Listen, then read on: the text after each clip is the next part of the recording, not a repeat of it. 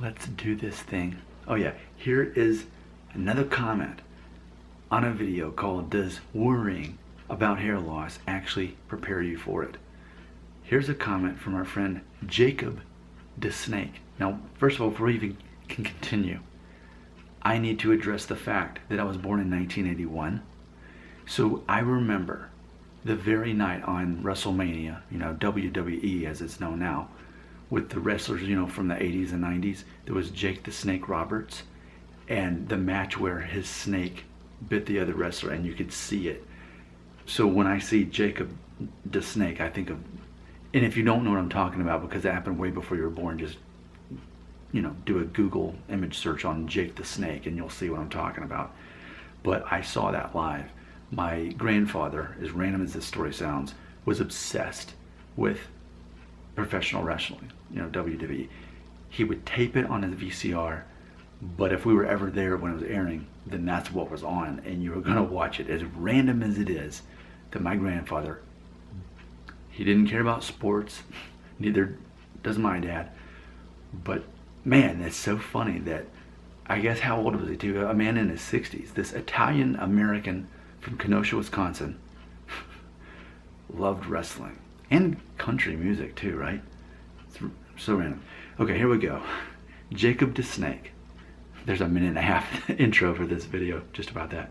Jacob DeSnake had this to say, quote, "Hey, so me and my dad's hair was the same during my childhood, but my hair changed during puberty and has never changed.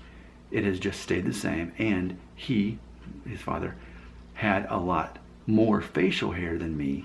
Like, he could grow a full beard at 17, which for me was 16. And I'm 17, says Jacob DeSnake, and I do not have a beard. So what does that mean?"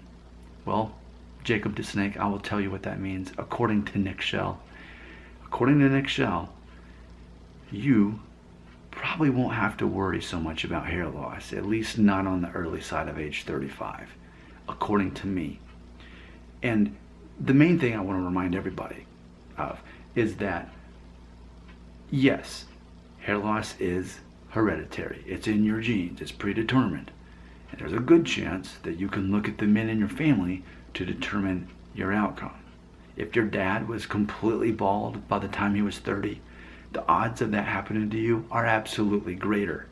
But at the same time, maybe your dad had a receding hairline but wasn't necessarily balding. There's a lot of factors. So you can't just look at one person in your family. You can't look at simply your mother's father. You can't base it on one person, according to Nick Shell. And what I proclaim is that it has more to do with how soon you could grow a beard. Now, this isn't always the case, but this has been one of my theories, and I'm the first person to really talk about it openly, repeatedly. And I mean, if you Google this, you'll probably end up finding me somewhere on the internet, probably from even a couple years ago. I've been talking about it so long. But in general, if you can grow a full beard before your 18th birthday, you're much more likely to end up losing your hair sooner in life. If you still can't grow a full connected beard by the time you graduate high school, there's a good chance you're going to be hanging on to your hair later in life. You'll probably wouldn't even see noticeable hair loss, if any, until after your 35th birthday. That's my theory. Now, that's not true all the time. It's true enough of the time to be a general rule. In the same way, if we were to Google image search a 40-year-old man from Scotland right now, you're probably going to see a guy that has a nice looking thick beard and is noticeably balding or has a definite receding hairline. Now do a Google image search of a 40-year-old man in Japan, you're probably going to see a guy, at worst, a Norwood one at worst, and if he could grow a beard, it would be more of a mustache right here and then just the bottom of the chin. Generally, that's what you're going to see. Most of the time, if you compare a man from Scotland to a man from Japan, that's what you're going to see in that predictable pattern. Now, using that same general rule, that tends to be the case. So what I'm telling you right now, Jacob, is that based on what you've told me, even though the hairlines were very similar, ultimately your dad got more of the gene that's more about having the beard but losing hair. And you got the one that you may struggle to have a decent beard. You may be 30 before you have a true connected, good, strong looking beard, if ever, but you're probably going to hang on to your hair longer. That's what I speculate. If you want to back me up, if you want to back up this concept, then check out another one of my theories, and that is you look at a photo of yourself at age 1, you look at your hair, your hairline, that's you at age 35. So go ahead and try that out. That is what I'm going to tell you. I think you've given me enough information for me to speculate that you're going to be okay when it comes to hair loss.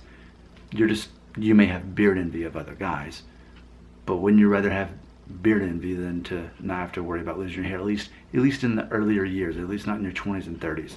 So for you, I'd say I'd love to have you keep watching my videos, but ultimately I don't think you personally need to worry much about this anytime soon. Maybe check back when you're 35. Again, stay here as long as you want. I just don't think this is something you really need to think about anymore. Man, by the way, so that makes me 20 years older than you. Wow, so I was 20 when you were born. I'm older than you. Comments? Right here.